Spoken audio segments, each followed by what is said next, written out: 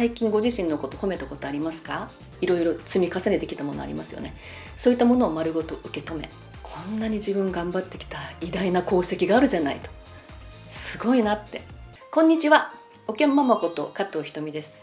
今日はですね、アンチエイジングについてお伝えしたいと思います。アンチエイジングの考え方っていうんですかね、私なりの気持ちですね、それをお伝えできたらなと思います。アンチエイジングっていう言葉はですね、年齢を重ねることに対抗するというんですかね、無理をしているような響きが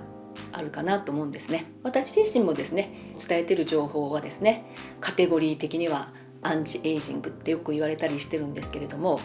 私自身はですね、年齢を重ねることに対してそれを拒否してそれに立ち向かうというよりもですね、ウィジエイジングという考え方の方がいいかなと思っています。そちらの方を理想としています。いろいろと美容情報ありますよね。いかにして顔を若く見せるか、もちろん私の、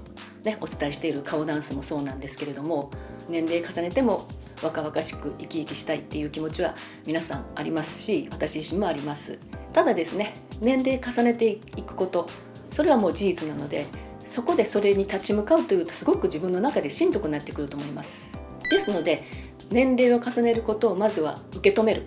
そして受け入れるですね。じゃあ受け止めるってどういうことか、受け入れるってどういうことかということですけれども、まず無理をしないということなんですね。もちろん私もね、顔ダンスの効果を引き出すためには毎日した方がいいですよっていうはお伝えしております。ただですね、本当に体調が悪い時とか、そういう時でももう無理に自分を奮い立たせてやらなければいけないということではないんですね。そういう時にはもう何もせずに寝てしまってもいいと思います。熱があるのにやるとかね、そういう時にはもうそういうことを全て置いといて、体を休めて元気を取り戻すことがまず第一優先だと思いますね。まず無理をしないということですね。あとですね、ご自身を甘やかせてあげてほしいんです。40代以降の女性はですね、競争社会にあったことが多いかなと思うんですね。私の時代では参考っていうのがね、流行ってました。結婚する相手は高身長、高収入、高学歴ですかね。そのためにはいい女でなくていけないとかね。あと勉強においてもそうですよね。順位をつけられたりとか、とにかく上と頑張れみたいな。今はだいぶね、個性重視にしたりとか変わってきてると思うんですけどね。とかく40代、50代、60代の女性はそういうこと多かったように思うんですね。なので頑張りすぎちゃうっていうのはあるんじゃないかなと思うんですね。年齢重ねるごとにですね、いろんなことも増えてきます。もちろん家事ね、育児もちょっと一段落してても、それでもやはりついて回りますね、子育ては。で、仕事を持っている女性もすごく今多いですよね。それとともに親御さんの介護とかね、そちらの方もやっぱりやっていかないというので、何もかも背負い込みすぎる、全てにおいて完璧にしないといけないような、それがね、無意識なんですね。もうそれがもう若い頃から続いているので、そうなるとまたそれに持ってって年齢重ねてる自分も許せなくて、老けていく自分も許せないので、またいろんなことを取り入れながら頑張りすぎる。まずそこでやることが増えていくというね。なのでまず自分を甘やかせてあげることで、できないことはできないこととちゃんと周りに伝えて手伝ってもらうということもすごく大事です。例えばパートナー、旦那さんであったりとかね、子供さんとか、また周りの方、あとサービスを利用するのも一つの手ですしね。少し肩の力を抜きましょう。でないと本当にしんどくなってくると思います。最優先することをまずご自身の中で決めるといいですね。あとは順位を決めていく。全て平等に全部やり遂げる、全て完璧にするんではなくて、それがまたウィズエイジングでもあると思います。今まで頑張ってきた分ね、あんまり無理せず、少しはご自身の楽しいと思えることをやったりとかね、そういうゆとりのある日々を送っていくこともとても大事だと思います。あと一つね、とってもお伝えしたいことがあります。それはですね、情報に流されすぎないということです。もう今はですね、どこにいても世界中のニュースが飛び込んできますよね。他のことを調べててもポッと上に入ってくるとかね、意図せずに求めてない情報まで入ってきますよね。ポンとそのスマホの画面に出てくるとつい読んでしまう。それでまたどんどんクリックでいろんな情報が溢れるほど入ってくるんですね。でそこで惑わされたり不安になったりするんですよね。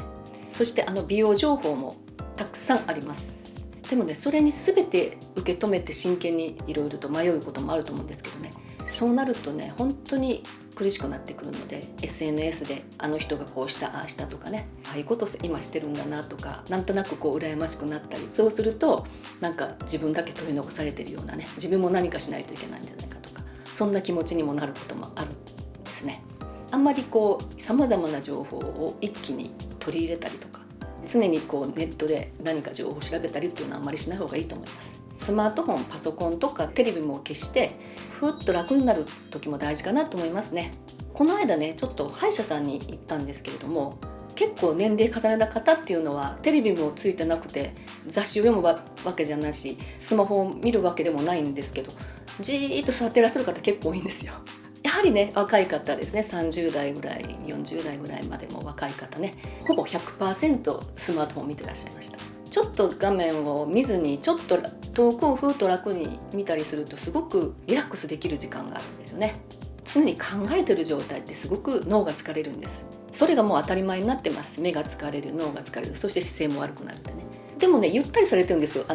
結構高齢の方って何にもせずにぼーってね。昔は皆さんそうだったなって。電車に乗ったりしたらね新聞読む方いらっしゃいましたし、スマホがこれだけ普及する前は漫画を読んでるサラリーマンとかいらっしゃいましたよね。あと何もしないかどっちかなんですよね。でもちろんスマートフォンでいろんな勉強したりとかね、大切なこともしてる方もいますけど、何もしないって意外といいんですよね。